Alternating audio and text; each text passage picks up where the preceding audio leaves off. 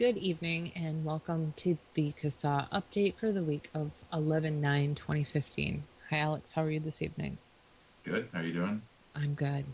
So, I guess we'll start with the famous question, what's been going on this week? Well, I was contemplating the value of starting every one of our podcasts going forward, and perhaps every email we send to people with the FDA Deeming regulations are going to destroy the vapor industry. Maybe I should say that louder. Did that not have the impact? It has the impact for me, but I feel like I've been running around screaming it for years. So, Yeah. yeah. I just read another article out of Cook County, and one of the quotes is that coming from a retailer that they are in favor of FDA regulation. Oh my God. Oh, they welcome the FDA regulation. I don't I don't know how to really put this any more softly. If you still think that you are in favor of the FDA regulating electronic cigarettes, you are not paying attention and you have not read the impact that these regulations will have. Um, this is not. I posted up a kind of a snippy Instagram post today. Um, there's really no more room for debate here on what the impact of the deeming regulations will be. We're not talking about just prohibiting sales to minors. We're not talking about just putting warning labels on e-liquid, which in itself carries its own kind of damaging effects. Um, we're not talking about product standards. We're not that's not it. There are millions and millions of dollars involved here that none of these manufacturers are going to be able to afford. And I kind of imagine that some of these people are looking at this and thinking like, oh, well, I'm just going to grab the nearest, Farsalinos study and maybe something from Michael Siegel and maybe CASAA's got some stuff on their website. I'm just going to package that together and say this is the name of my juice, and we're going to submit that to the FDA, and everything's going to be fine. Absolutely not. Um, so I think people really, really need to wrap their head around just how bad this is. And I'm headed to Tulsa this week. I'm going to be attending the vaping convention circuit in Tulsa. So if you're in Oklahoma and are coming to that event, come and say hi. It gets kind of lonely over at the CASAA table because we're not selling anything. But we love to talk to people, and bring your skeptical friends, and we'll talk about FDA deeming regulations. And I'll give them some flyers, and they can go hand them out, and they can take action. It'll be great. Um, I'm attending. I believe there's going to be sort of a business type dinner event on Thursday.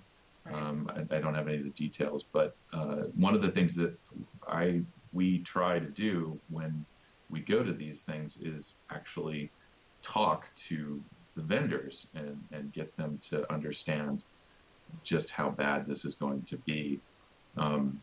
We don't obviously represent their interests, but as consumers, we want to continue shopping at their store. So if the FDA doesn't allow you to carry any products, you're not open, which is bad for us.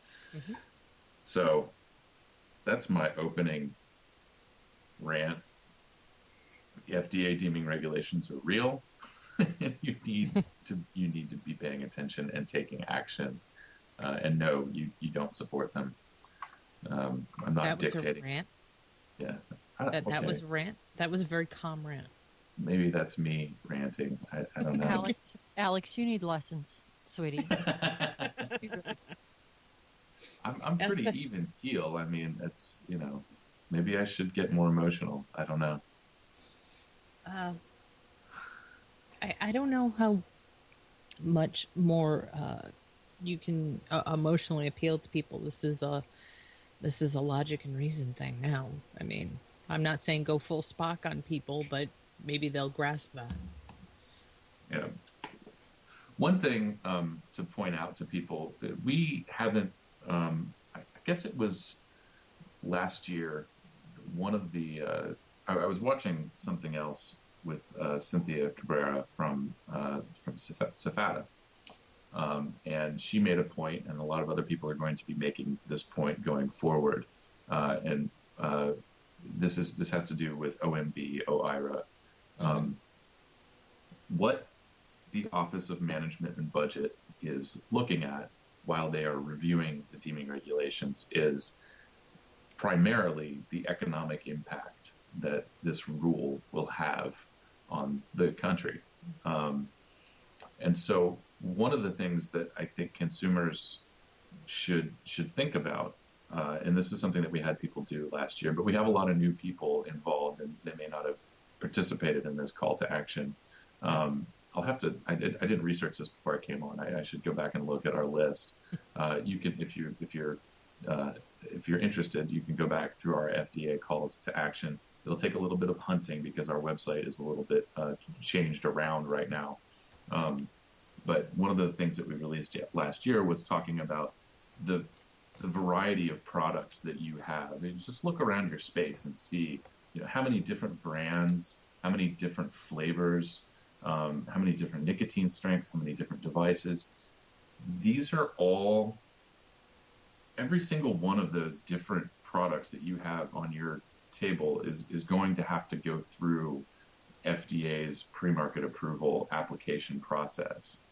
Right. So, each one of those products represents $1 million, possibly, right, or more. That one bottle represents, at the very least, hundreds of thousands of dollars just to get one application in for that product. And then, of course, there's money that you spend on those products, and that money is paying somebody's salary or wage. It's keeping a store open that's providing employment for several people, and so on and so forth. So there are the economists can work out the minutia of what I'm trying to put together here, but I think that's an important thing for consumers to start thinking about, is that we don't have the same perspective that the businesses have on the economic impact of these regulations, but we certainly have some perspective of the economic impact, what we buy. And then, of course, I think, there's the economic, there's a dollar amount that you can assign to people's well-being. And obviously, our improved health means, we're not losing productivity. I guess we should probably not mention the amount of money that we don't spend on maybe certain prescription medications or hospital stays, because that's sort of a negative, I think. Probably, yeah. You can talk about, the money that you're spending in your local economy, and, the amount of time that you can still be at work because you're not sick or something like that. Right. So anyway, just throwing it out there. There's no official call to action regarding that right now, but I think over the next couple of months, that's something for people to take an inventory and see just how much money you can personally account for in the industry. Right. So yeah, that's that. And of course, I think going forward, we're going to have more. We have a call to action up right now. Nothing has changed as far as encouraging people to call the White House and urge OMB to, well, I guess at this point it would be urging OMB to just reject the FDA regulations outright. We're sort of at that stage. So that call to action is, as far as I'm concerned, it's going to be active until we get some sort of official word from OMB. Right. And of course, the HR 2058. I'm moving along quickly here. I don't know why, but I am. It's okay. So I guess what kind of the quote I dragged this out of was an article that was written about the proposed tax in Cook County, Illinois. Right. We still have a call to action active for that. I know that some people have already spoken to county commissioners. I believe there was already a hearing, but that's no reason to back off. This is not a point and click type of thing. This is a local type of alert. So contact information is up there, some talking points, and people should absolutely take advantage of the information we've provided to give some feedback to Cook County commissioners. Right. And I need to do a little bit more research. I guess it was last week or the week before last, while we were on the air with Jeannie. Yeah. I saw people chatting about the tax in Chicago, which apparently had been bumped up to 55 cents a milliliter. I was looking at the budget process for Chicago, and although the budget has been approved, there's still an opportunity to make changes from what I understand. I don't want to give anybody any false hope, and I don't want to spread any misinformation about the process, but it looks like, between now and January 1st, there is still an opportunity for people to tweak things. So the budget's set. They've got what they're going to be spending money on, and they know where that funding source is. So if you're going to carve anything out of the budget, you also need to find something to replace that money. So there's potentially some room to work there. And I'm honestly kind of shocked that Chicago went full tilt. I mean, this is 55 cents per milliliter is well over 100% tax. And if you use the Americans for Tax Reform math, it's an infinity tax. But just because no tax other than sales tax has existed on it before. Right. But I would say that is probably the highest tax in the country. Probably. Yeah. So, Chicago's gone off its rocker, and I really hope something happens with that. And I'm going to be reaching out to people, I think, over the next couple of weeks to see if there's anything that we can do to help support getting that out of the budget. But yeah, Chicago and Cook County folks, it's absolutely vital that you put some pressure on your policymakers there. And I guess just a little bit up the way, moving right along, this is a call to action that I'm going to be putting the finishing touches on tonight. St. Paul, Minnesota is looking at an ordinance 15-57, which this has been introduced. This was introduced a week or two ago, and this would prohibit the sale of flavored vapor products with the exception of tobacco, menthol, and wintergreen. Essentially folding, the target of this, I think, was originally flavored cigars, whatever, and they've just included vapor products in this. So, we went through, the trendy bit of legislation that made the rounds over the past year or two has been the usage bans, indoor vape bans, public vaping bans. And now we're moving on to the flavors. And this is, I can't confirm anything, but I know that, I know that Greg Conley from the American Vaping Association, also on our board of advisors, had tweeted something out that, he saw or heard from a guy who knows a guy that works at the FDA, apparently, that the flavors are going to be given 6 months to get their get their pre-market approval applications in. Everything else gets 2 years. There's a 2-year grace period. Vapers, 6 months. Yeah. So here's the process. When the deeming regulations are finalized, Right. from that date, manufacturers have 2 years to get their pre-market approval applications in. Right.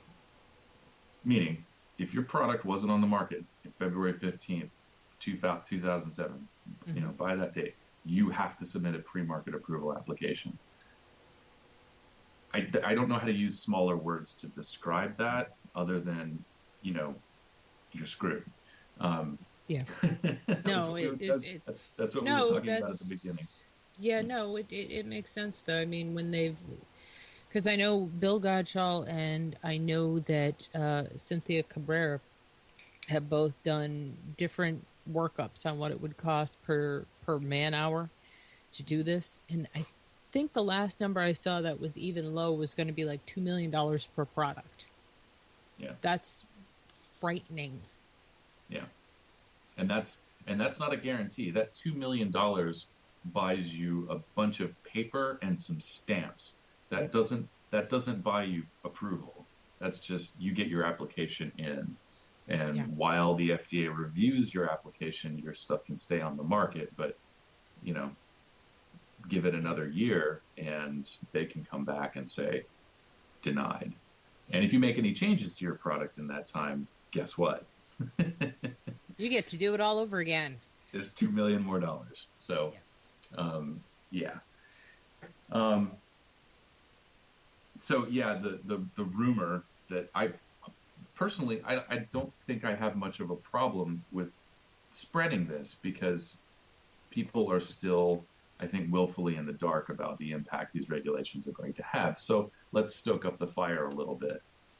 Things like tobacco, menthol, and wintergreen are likely going to get a longer period of time to go through the approval process. But there's still an added flavor, Alex. Sure, it depends on how it's written. I mean, and I think it's not too weird to assume that a tobacco flavor would be something that they would say, okay, yeah, that's tobacco flavor.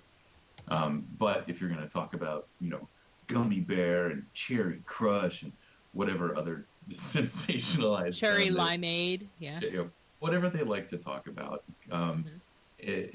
those things I think are going to immediately receive a lot more scrutiny, and so it's. Again, I hate to be the person that's sitting here condoning spreading misinformation, but we don't really. Yeah. The problem is we don't really know. Even with our meeting with the OMB, we can't see the regulations before we go in to tell them the impact this is going to have on consumers. We don't really know. All we can do is go with the best information we've got. If that's the best information we've got, we've still got to run with that. And other people are going to be having these meetings as well. It's better to go with the rumor, even just in the back of your head, I think, knowing that that's a possibility, than going in completely ignorant, isn't it? Yeah, and I think that we actually do know quite a bit. We don't know that much that's new. Right. I think, so the deeming regulations have been released since the last time CASAA met with OMB. I believe the meeting with OMB happened prior to FDA regulations being published. So yeah, in the interim, we have seen the proposed regulations. We haven't seen any changes to the regulations, but there's no reason to assume that they have been changed in a substantive way in our favor. If anything, if that leaked document that was the advice to industry, right. if that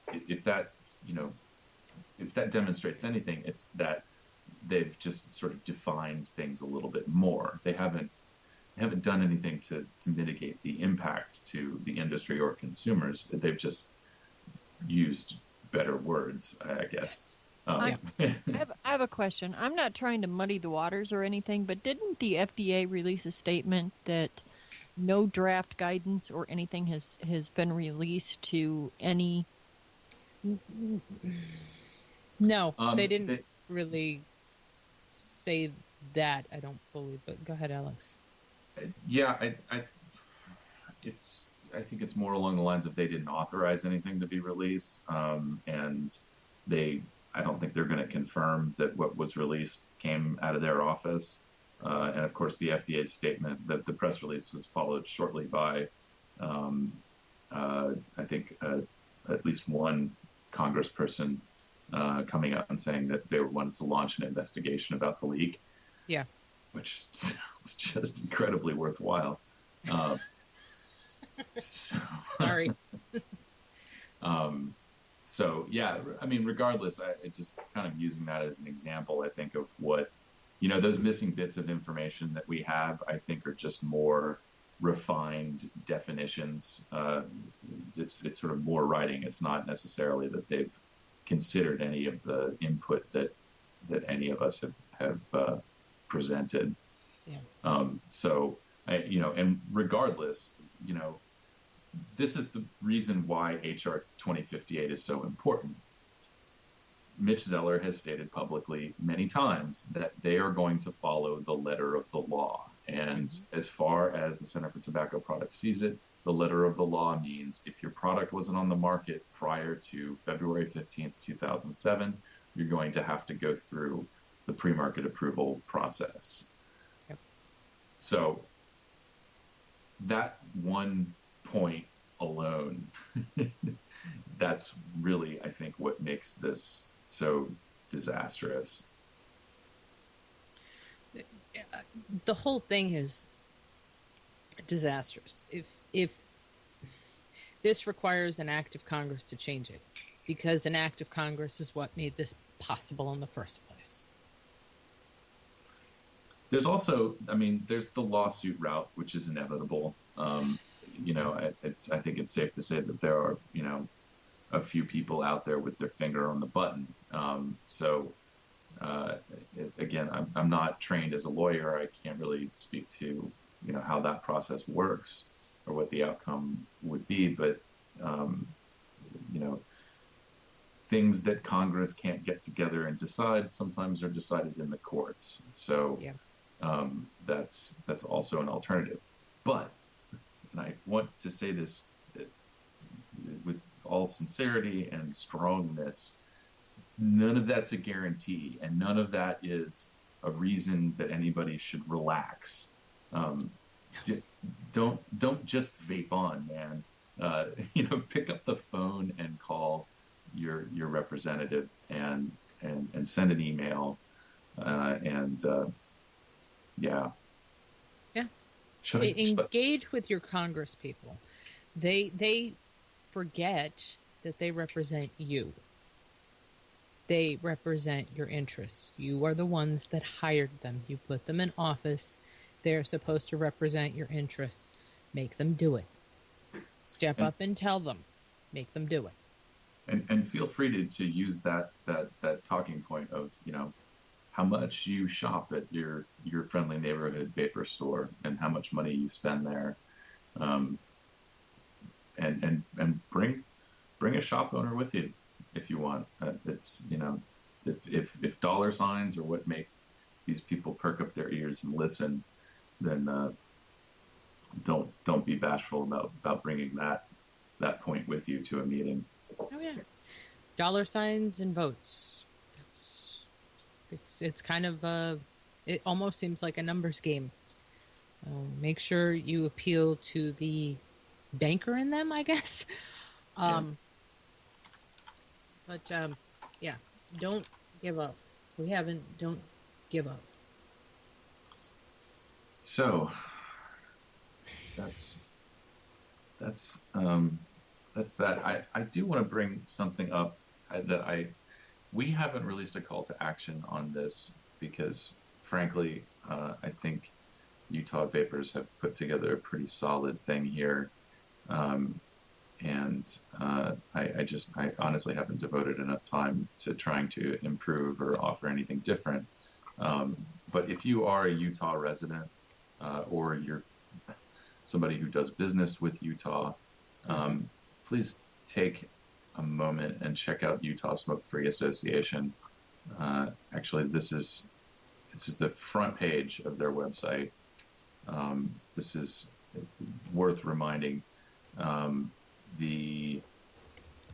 think the last day for public comment on this regulation, and this is what this is I believe this is the Utah Department of Health implementing things that were laid out in House Bill 415 that was passed this year. And so there's a breakdown here for retailers, manufacturers, and for consumers. And comments are due by 5 p.m. on October 15th. I'm sorry, 5 p.m. on November 16th. Okay. Yeah, all these things are getting emailed to one person in the Utah government. So the email is listed there, and pretty clear instructions from Utah Smokefree. So take advantage of the work that they've done.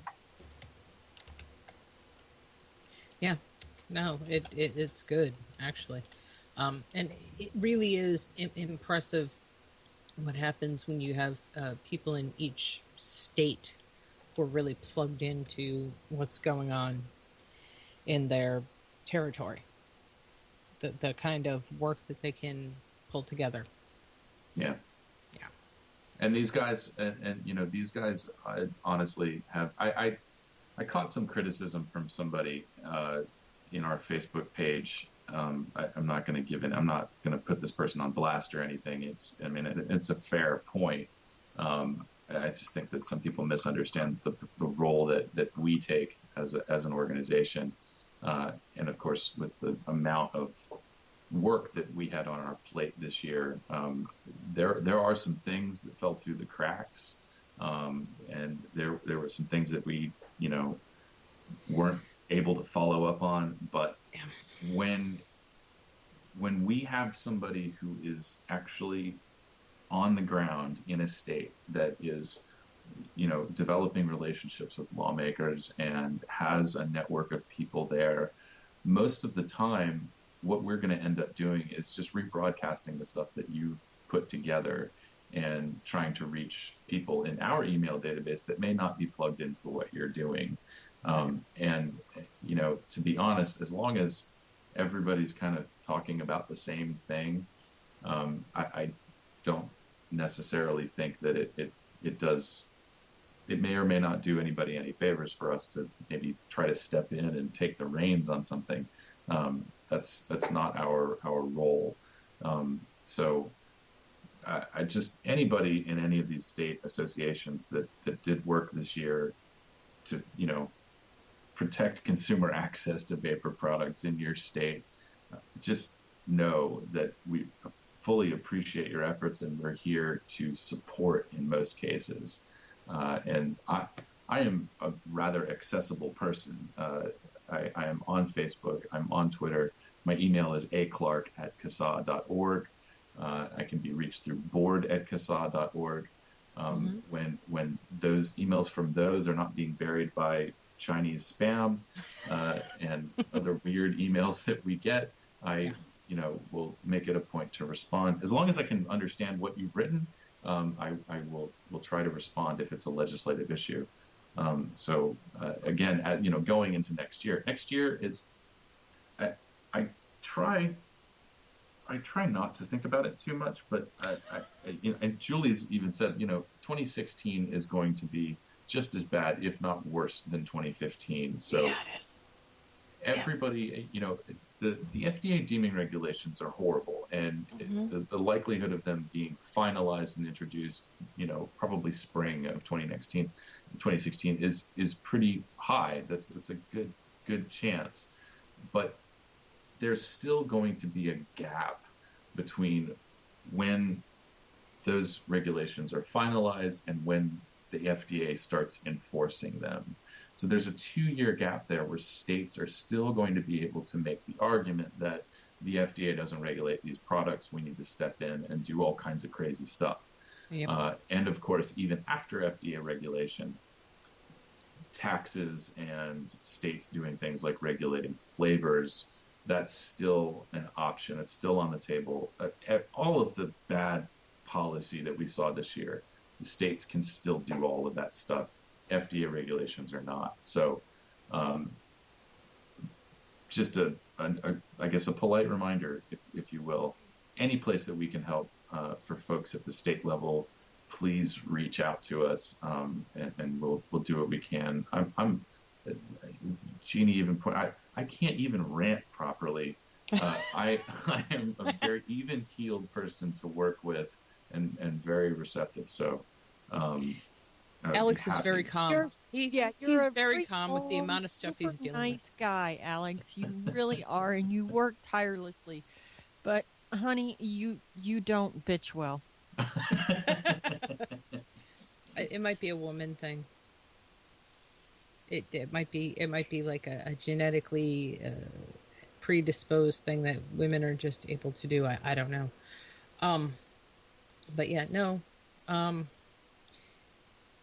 Nothing. Let's be honest. In the next couple of years, nothing in the states, in the local legislation is going to get really more awesome.